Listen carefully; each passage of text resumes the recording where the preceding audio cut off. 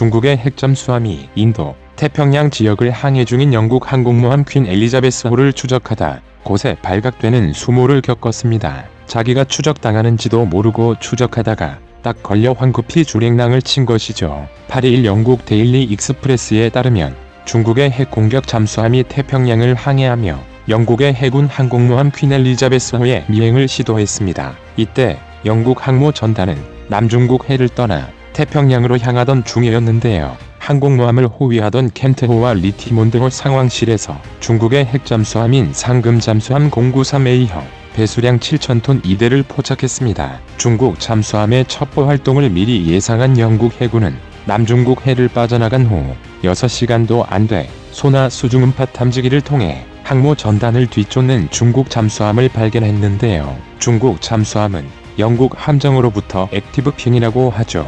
음파 공격을 받고 도주하였습니다. 영국 해군 관계자는 중국의 잠수함 전력이 빠른 속도로 성장하고 있으나 질적인 측면에서 위협적인 존재라 하기 어렵다고 전했습니다. 한마디로 엑스팝이다. 중국 잠수함이 뭐 하나 해보지도 못하고 발각됐다는 영국 언론 보도가 나오자 중국 매체가 해당 보도의 신뢰성을 거론하며 영국을 비난했습니다. 중국이 신뢰성을 들먹이니까 참신하고 병신 같고 뭐 그러네요.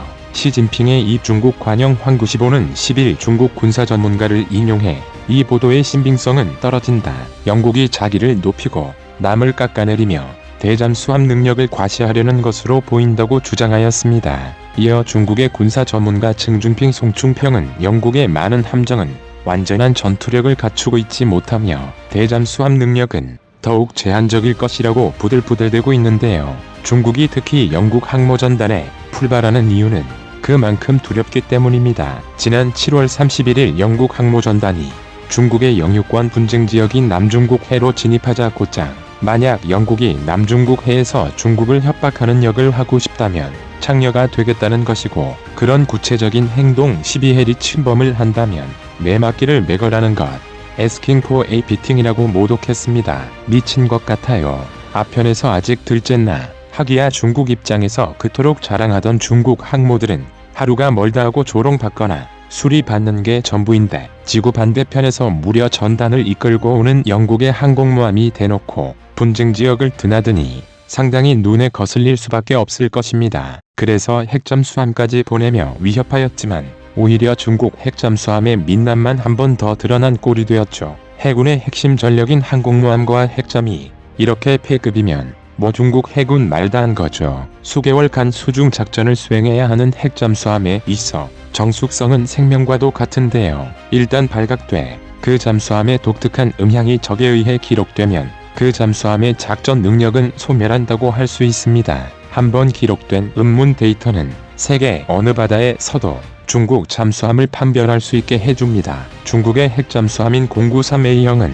이미 여러 차례 소음으로 적발된 적이 있는 패급 잠수함입니다. 지난 2018년에도 일본과 영유권 분쟁을 하고 있는 센카쿠 열도 해역에 진입했다가 소음으로 인해 일본 해상자위대에 탐지되어 4일 내내 쫓겨다닌 뒤 결국 작전을 포기, 공해로 떠올랐습니다. 중국은 러시아로부터 잠수함 소음 감소 기술을 수입하려 했으나 잦은 해킹 시도 및 기술 유출 우려로 도입에 실패했습니다. 제 중국의 잠수함 소음은 미국의 1970년대 수준으로 핵잠수함 전력에서 미국은 물론 한국과도 경쟁 우위에 있다고 하기 어렵다는 평가가 대부분입니다. 양이 많으면 뭐합니까? 다 적발되는데. 미 해군 정보국 2019년 보고서에서는 중국에서 최근 건조된 진급 잠수함의 소음 수준이 30년 전 건조된 소련의 델타-3급 수준에도 못 미친다는 평가를 했는데 미 해군 원잠이 곰에서 수천 킬로미터 떨어진 중국 연안에서 작전하는 진급 잠수함의 소음을 추적할 수 있을 정도라고 합니다. 이런 기술적 격차 때문에 미국은 아직 중국 잠수함 전력의 부상을 큰 위협으로 보고 있진 않습니다. 특히 중국의 원자력 잠수함은 디젤 잠수함보다 못하다는 평가입니다. 각종 보고서에서는 대형화되고 비교적 조용한 킬로급, 순급, 위안급 디젤 잠수함이 원자력 잠수함보다 더 위협이라고 하고 있죠. 핵추진 잠수함은 핵동력 장치와 터빈의 감속 장치에서 발생하는 커다란 소음이라는 치명적 약점을 갖고 있습니다. 디젤 잠수함은 여차하면 엔진을 정지시켜 그야말로 무소음을 구현할 수 있지만 핵추진 잠수함의 원자로는 멈출 수가 없습니다. 물속에서 잠수함이 다른 잠수함을 탐지하는 것은 100% 소리를 통해서라고 해도 과언이 아닌데요. 물속에서는 잠수함이 내는 소음 수준에 따라 상대방에게 발각되지 않을 수도 있고 먼저 상대를 찾을 수도 있습니다. 자신이 시끄러우면 상대에게 쉽게 노출되고 자신이 만들어내는 소음의 상대를 탐지하는 게 어려워집니다. 이를 증명했던 사건이 바로 환태평양 훈련에서의 한국 디젤 잠수함이었는데요. 디젤 잠수함은 제한적인 장소나 한시적인 작전 목표에 있어서 탁월한 임무 수행 능력을 보여줍니다. 한국의 도산 안창호급 잠수함은 환태평양 훈련 림팩에서 미 해군의 핵추진 항공모함인 존 스테니스함을 포함해 상대편 수상함 15척을 향해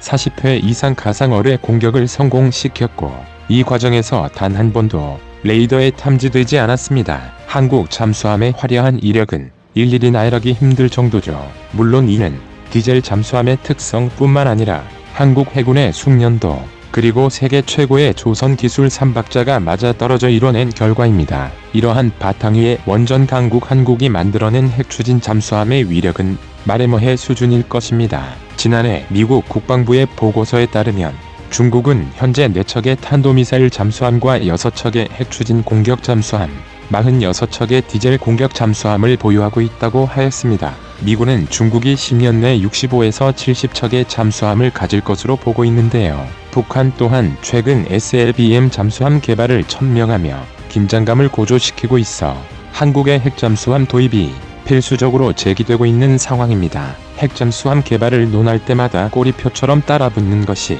한미 원자력 협정 개정입니다. 1956년 체결된 이 협정이 2015년 개정되면서 우리나라는 20% 미만 우라늄 전홍축은 가능해졌지만 군사적 목적은 안 된다는 단서가 붙었습니다. 추가 개정이 필요한 이유이죠. 우리 원전은 미국 기술에서 출발했기에 이를 토대로 핵잠수함을 개발할 경우 미국의 통제를 받습니다. 하지만 이를 뒤집어 보면 미국 기술이 아닌 제3국 또는 우리 독자 기술로 개발하면 한미 원자력 협정 개정이 없이도 가능하다는 이야기도 됩니다. 이론적으로 불가능해 보이지 않는데요. 지난해 김현종 전 국가안보실 2차장의 한미 원자력 협정과 핵추진 잠수함은 완전히 별개라는 발언이 아예 민 이야기는 아닌 셈입니다. 핵잠수함 개발의 필수 요소는 잠수함에 장착할 소형 원자로 기술과 핵연료 확보 두 가지입니다. 우리나라가 세계에서 손꼽히는 원전 강국인데다 3,000톤급 잠수함을 독자 설계한 경험이 있어 소형 원자로 제작은 충분히 가능합니다. 362 사업이 진행된 2004년 한국원자력연구원이 핵잠수함 원자로 기본 설계를 이미 마쳤다는 이야기도 있습니다. 이정혜 카이스트 원자력 및 양자공학과 교수는 원자력연구원이 2012년 개발한 소형 원자로인 스마트는 미국 기술에 기반을 두지 않기 위해 일체형 원자로라는 독특한 형태의 원자로를 선택했고 소프트웨어도 순수 국내 기술로 개발해 미국이 개입하기 힘들 것이라며 상업용 원자로보다 잠수함 원자로가 더 고난이도지만 해볼만 하다고 말했습니다. 전문가들은 핵 잠수함 보유국이 되기 위해 이제 남은 것은 정부의 의지라고 입을 모으고 있습니다. 또 추적, 격침하기 위해서는 장기간 은밀한 작전이 가능한 핵 잠수함이 필요하며 중국의 서해야욕을 철저하게 짓밟을 수 있는 카드는 바로 핵 잠수함입니다. 또 우리가 잘 만들잖아요. 잘하는 거 합시다. 잠수함을 기차에 비유해본다 하면 핵 잠수함은 고속열차인 KTX 디젤 잠수함은 완행열차인 무궁화호라고 할 수 있습니다. 핵 잠수함은 평균 속력이 시속 37에서 47km로 지구 한 바퀴 4120km를 도는데 40일 정도 걸리는 반면 디젤 잠수함은 평균 시속 11에서 15km로 지구 한 바퀴를 도는데 140일가량 소요되죠. 또한 핵잠수함은 수중 작전 지속 능력에서 위력을 제대로 발휘합니다. 디젤 잠수함의 경우 잠수 지속 기간은 최대 3주가량입니다. 한국이 최근 세계에서 두 번째로 개발하고 세계 최초로 3,000톤급 잠수함에 탑재한 연료전지 방식 AIP 디젤 잠수함은 7주가량 작전이 가능하긴 합니다. 그래도 핵잠수함에 비할 수 없죠. 핵잠수함은 연료가 무한대에 가까울 정도로 공급됨에 따라 이론상으로는 잠수 지속 기간 역시 무제한이라고 할 수 있습니다. 단잠수 기간이 무제한이라는 것은 충분한 식량과 승조원의 체력 등이 뒷받침돼야 하는 것을 전제로 합니다. 따라서 식량 보급과 승조원 휴식 등을 고려하면 핵 잠수함의 실제 잠수 능력은 최대 6개월가량으로 디젤 잠수함과의 잠수 능력 차이는 비교가 안 될 정도입니다. 그러한 가운데 중국이 깜짝 놀랄만한 충격적인 만남이 있었는데요. 지난달 14일 미국의 전략사령관인 찰스 리처드와 서욱 국방부 장관이 만난 것입니다.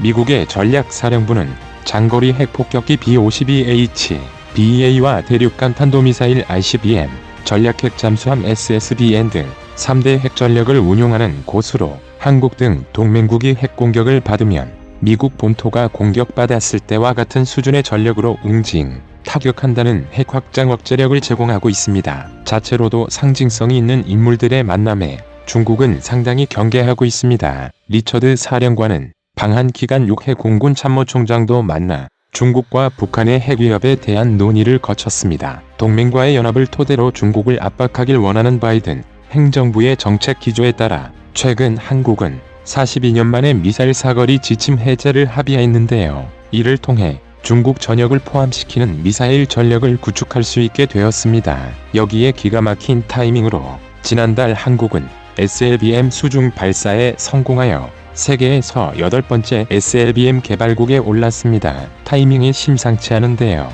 잠수함 발사 탄도미사일을 서해에서 발사할 경우 중국 본토 전역이 사정거리 안으로 포함됩니다. 사실 북한만을 상대한다면 SLBM은 사치입니다. 현재 이는 현무 시리즈로도 제압하고 남죠. 그러나 미국과 한국의 주된 적이 이제 북한을 넘어 중국이라는 데에 공감대가 형성되고 있고 미사일 지침 제한이 풀림과 동시에 잠수함에서 발사하는 탄도미사일 개발까지 완성되게 된 것이죠. 중국의 끝이 보이기 시작했습니다. 제가 이렇게 말씀드리면 리얼리즘 너희 쉐끼 유도 중국에 대한 안 좋은 편견을 갖고 있는 것 아니냐 하실 수 있는데